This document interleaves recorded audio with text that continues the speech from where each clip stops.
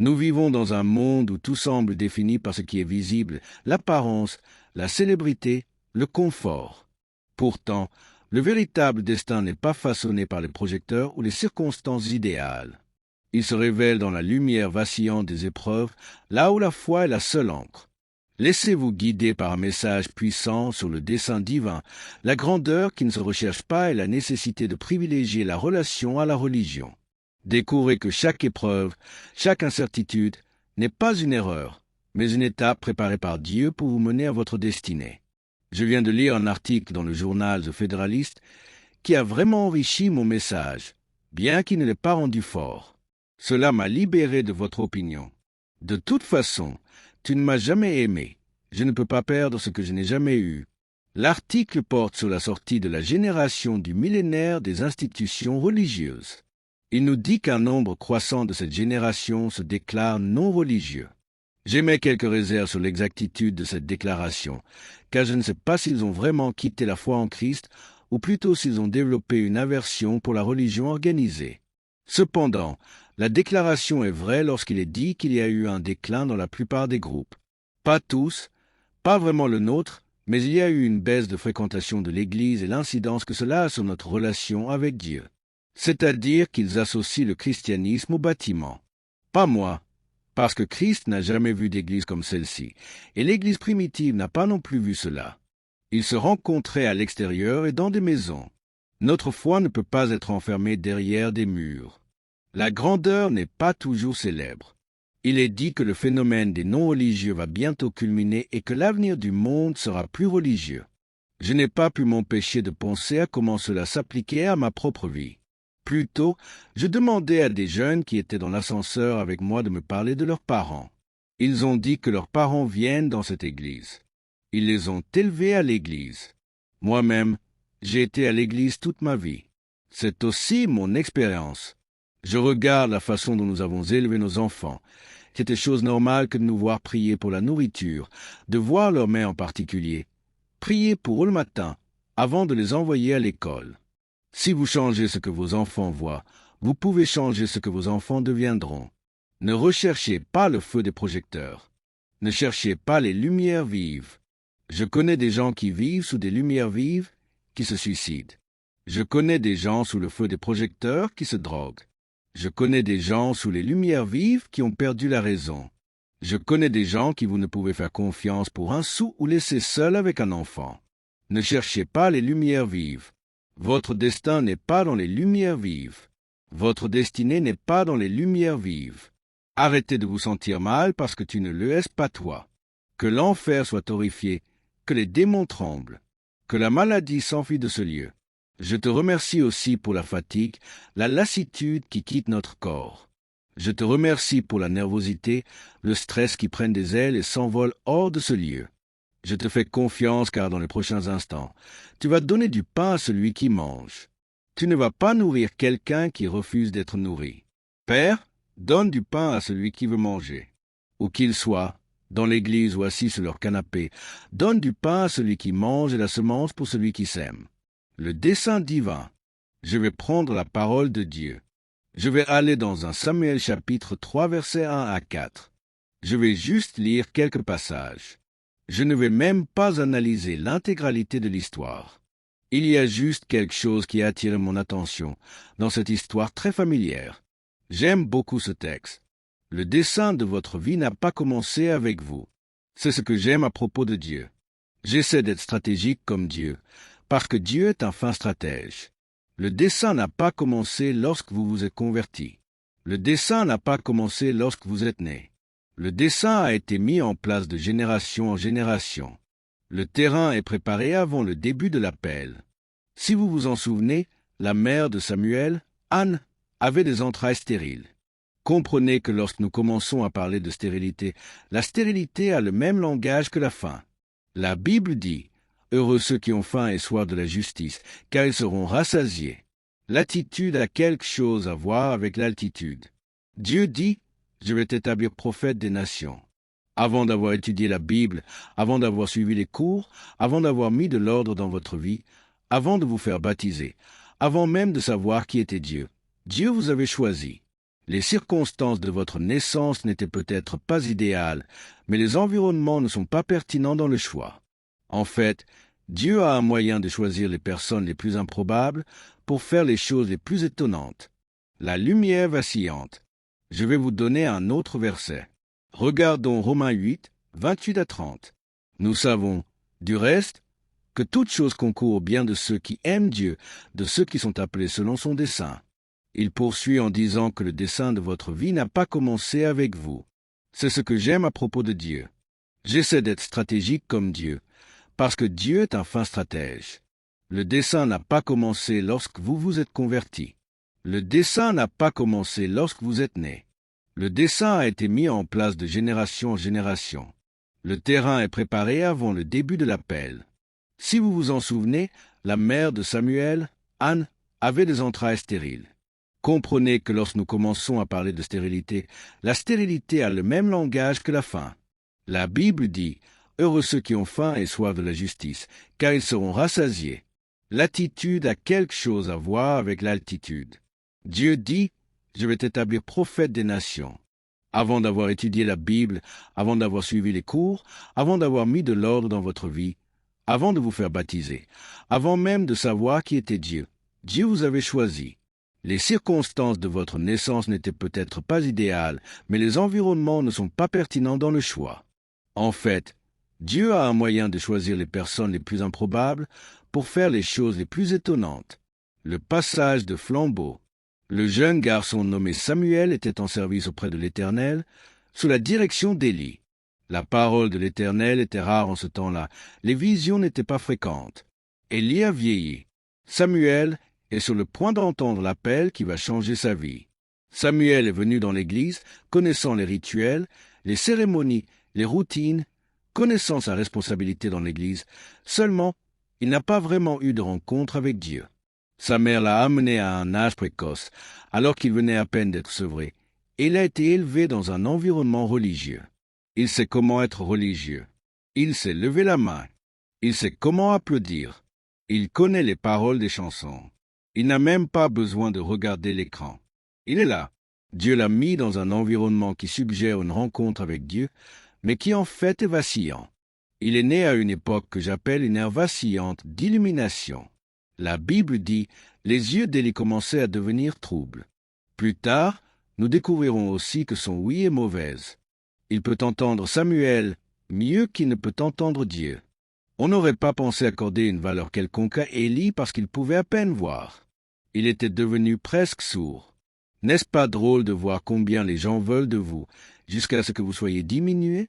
C'est la raison pour laquelle vous ne pouvez pas devenir accro aux applaudissements, parce qu'au fur et à mesure, les choses changent et l'amour qu'ils disent avoir pour vous n'est pas pour vous. C'est pour ce que vous produisez. Lorsque vous ne pourrez plus produire ce que vous produisiez, vous serez surpris de la rapidité avec laquelle les gens vous abandonneront. Un nouvel élan. Je ne sais pas qui vous êtes. Vous avez peut-être 20 ans, vous avez 52 ans, vous avez peut-être 31 ans, vous avez peut-être 45 ans. La période où vous oscillez entre l'appel et le confort est révolue. C'est le début d'un nouveau moment de direction, de dessein, d'appel et de gloire dans votre vie.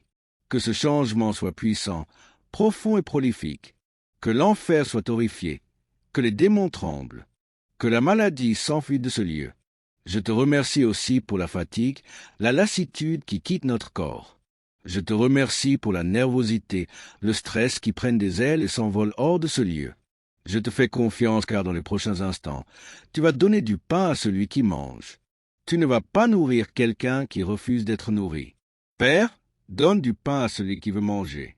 Où qu'il soit, dans l'église ou assis sur leur canapé, donne du pain à celui qui mange et la semence pour celui qui sème. Je vais terminer avec ceci. Le Seigneur me dit de vous dire, n'attendez pas que la lumière cesse de trembloter. N'attendez pas la stabilité dont vous rêvez. N'attendez pas de vous sentir prêt pour la suite. N'attendez pas que les conditions et les circonstances soient réunies, car nous marchons par la foi, non par la vue. L'endroit où Dieu se prépare à vous emmener prochainement est dans la lumière vacillante. Rien de ce que vous avez vécu ne sera gaspillé. Pas une larme, pas une peine, pas une agonie, pas une erreur, pas un malheur, pas un accident. Rien de ce que vous avez traversé ne sera gaspillé. Le jeune Samuel était au service de l'Éternel, devant Élie. La parole de l'Éternel était rare en ce temps-là, les visions n'étaient pas fréquentes. Élie servait depuis longtemps. Et le sacerdoce, toute l'institution peut souffrir d'hommes qui sont restés trop longtemps au pouvoir. Pourquoi restons-nous trop longtemps? Pourquoi nous accrochons-nous? Je vais vous dire pourquoi nous nous accrochons. Parce que nous pensons que les positions nous définissent. Nous pensons que s'ils ne vous appellent pas pasteur, vous n'êtes personne. S'ils ne vous appellent pas administrateur exécutif, vous n'êtes personne. Vous avez permis au titre de vous définir. Sortez de votre sommeil. Le Seigneur m'a dit de vous dire, si vous vous réveillez, si vous arrêtez de jouer que vous vous réveillez, Dieu vous étonnera. Il dit, je vais vous donner un autre verset. Regardons Romains 8, 28 à 30. Nous savons, du reste, que toute chose concourt au bien de ceux qui aiment Dieu, de ceux qui sont appelés selon son dessein. Il poursuit en disant que le dessein de votre vie n'a pas commencé avec vous. C'est ce que j'aime à propos de Dieu. J'essaie d'être stratégique comme Dieu, parce que Dieu est un fin stratège. Le dessein n'a pas commencé lorsque vous vous êtes converti. Le dessein n'a pas commencé lorsque vous êtes né. Le dessein a été mis en place de génération en génération. Le terrain est préparé avant le début de l'appel. Si vous vous en souvenez, la mère de Samuel, Anne, avait des entrailles stériles. Une question de confort. Je ne me souviens pas de sa préscience.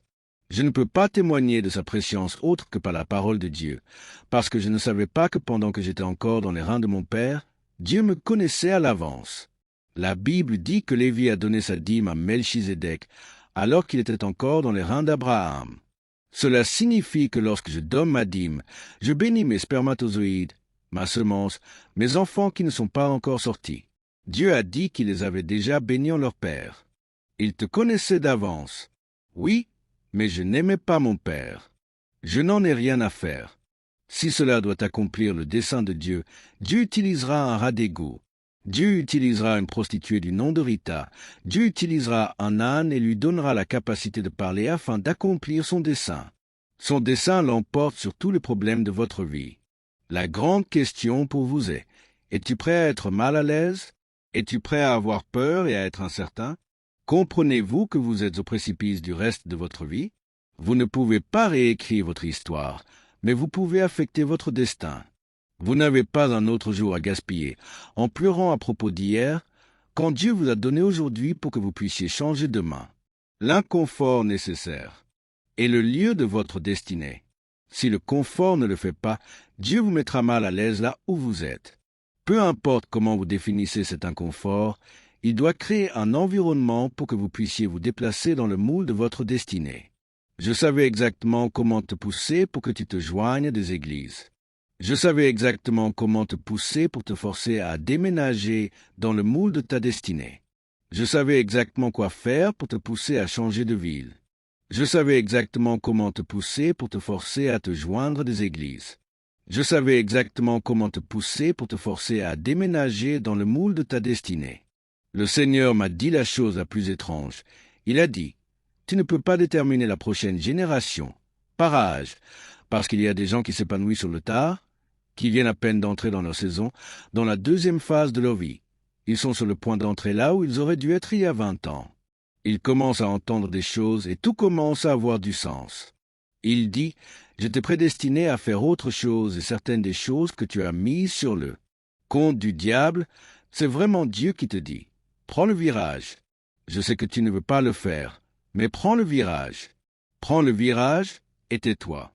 Il t'éloignera loin de tes insécurités. Je vous dirai que la plupart des choses que vous appelez attaques démoniaques et guerres spirituelles ne sont que le potier qui fait pression sur l'argile, sans pousser dessus, sans tirer dessus, sans appliquer de pression, à être semblable à l'image de son fils, afin que son fils fût le premier-né entre plusieurs frères. Et ceux qu'il a prédestinés, il les a aussi appelés. C'est là que ça devient intéressant. Toute la prescience et la prédestination ont été établies à mon insu. Puis quand il m'appelle, il m'introduit dans une société narcissique où vous pensez que tout est à votre sujet. Vous ne comprenez pas que Dieu vous a mis en place avant même votre existence. Vous ne faites pas entrer l'acteur pour ensuite préparer le plateau. Vous préparez d'abord le plateau avant l'exécution de la scène. Vous savez, dans le monde du cinéma, vous ne filmez même pas le film en séquence. Si c'est pratique et si le budget vous le permet, vous pouvez tourner la dernière scène, avant la première.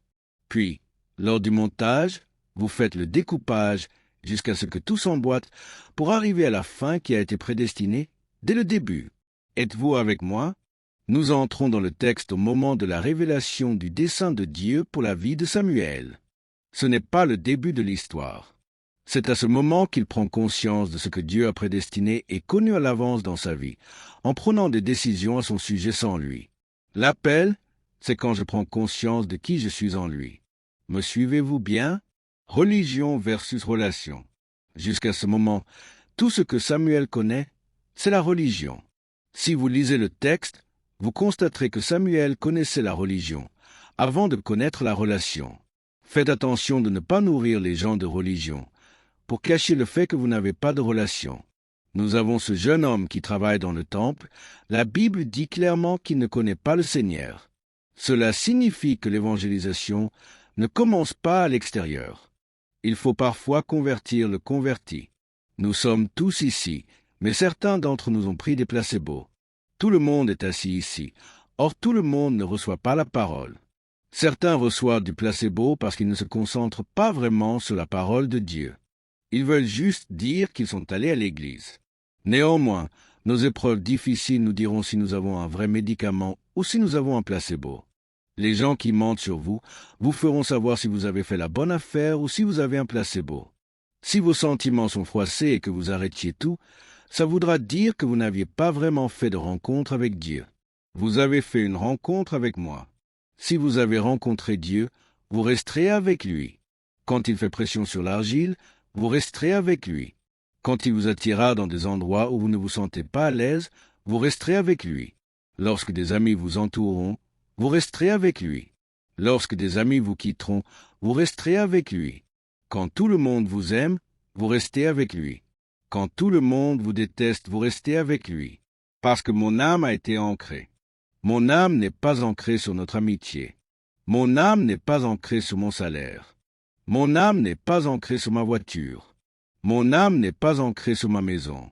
Mon âme est ancrée sur le Seigneur, même si la tempête est en furie.